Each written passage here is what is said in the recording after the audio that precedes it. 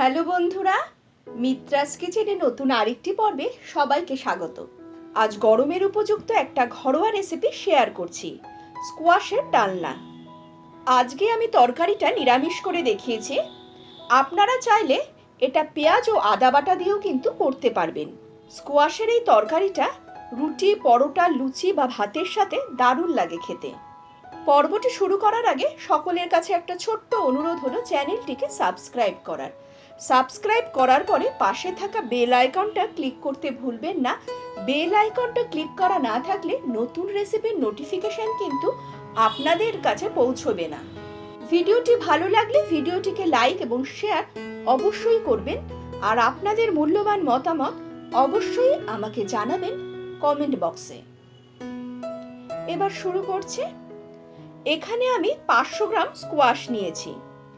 স্কোয়াশটার খোসা ছাড়িয়ে দুই ভাগ করে ভেতরের বিচি সহ চারধারে শক্ত অংশটা ফেলে দিয়ে ডুমো ডুমো করে কেটে ধুয়ে রেখে দিয়েছি। প্রথমে কড়াইতে সর্ষের তেল গরম করে নেব। তেল গরম হলে দেব ডুমো করে কাটা স্কোয়াশ ও সামান্য লবণ।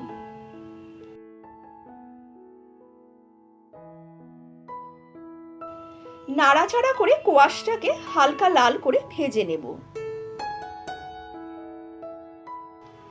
এখন স্কোয়াশটা তুলে রেখে কড়াইতে আবার সর্ষের তেল দিয়ে গরম করে নিয়ে দেব ফোড়ন, শুকনো লঙ্কা, তেজপাতা, গোটা সাদা জিরা ও থেতো করা ছোট এলাচ।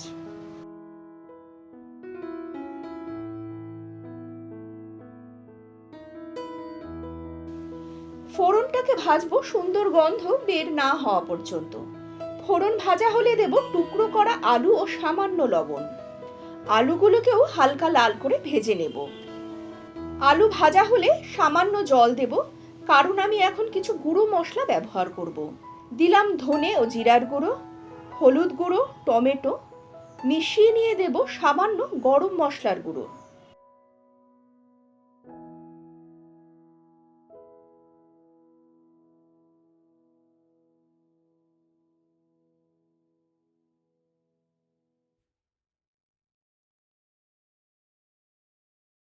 জল শুকিয়ে গেছে, তাই আবার সামান্য গরম জল দিলাম। এবারেতে 1 ফুট আসলে দেব ভাজা স্কোয়াশের টুকরোগুলো। মিশিয়ে নিয়ে ঢাকা দিয়ে গ্যাসের আঁচটা কমিয়ে মশলাটাকে কষাবো তেল না ছাড়া পর্যন্ত। ঢাকা দিয়ে কষালে স্কোয়াশ ও আলু দুটোই কিন্তু খুব সুন্দর সেদ্ধ হয়ে যাবে। রান্নার মাঝখানে দিলাম আদা বাটা।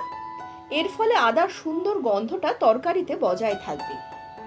আবার ঢাকা দিয়ে বাদবাকি রান্নাটা করে নেব। মাঝে মাঝে কিন্তু একটু নাড়াচাড়া করতে হবে।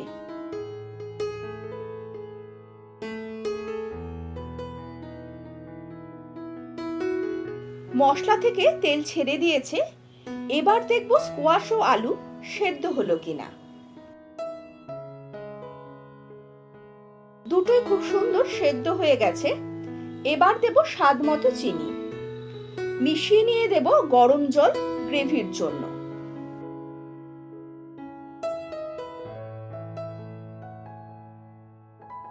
মিশিয়ে নিয়ে দেব কিছু চেরা কাঁচা লঙ্কা, এটা কিন্তু অপশনাল। মিশিয়ে নিয়ে গ্রেভিটাকে ঘন করে তরকারিটাকে মাখা মাখা করে নেব। তরকারিটা মাখা মাখা হলে দেব ঘি, তবে তার আগে কিন্তু গ্যাসটা বন্ধ করে নেব। এবার ঘিটাকে তরকারির সাথে ভালো করে মিশিয়ে নিয়েই পরিবেশন করুন স্কোয়াশের ডালনা। ভাত, রুটি, পরোটা সকলের সাথেই কিন্তু অসাধারণ লাগে খেতে। আশা করছি আজকের রেসিপিটিতে সকলেই উপকৃত হবেন। যারা চ্যানেলে নতুন, এখনো চ্যানেলটিকে সাবস্ক্রাইব করেননি, তাদের কাছে একটা অনুরোধ হলো চ্যানেলটিকে সাবস্ক্রাইব করে পাশে থাকা বেল আইকনটা ক্লিক করে দেওয়ার। তাহলে আজকের কিচেন পরিক্রমা এখানেই শেষ করছি। সকলে ভালো থাকবেন, সুস্থ থাকবেন এবং আমার চ্যানেলের সাফল্য কামনা করবেন। তাহলে আজকের মতো বিদায় নিচ্ছি। নমস্কার।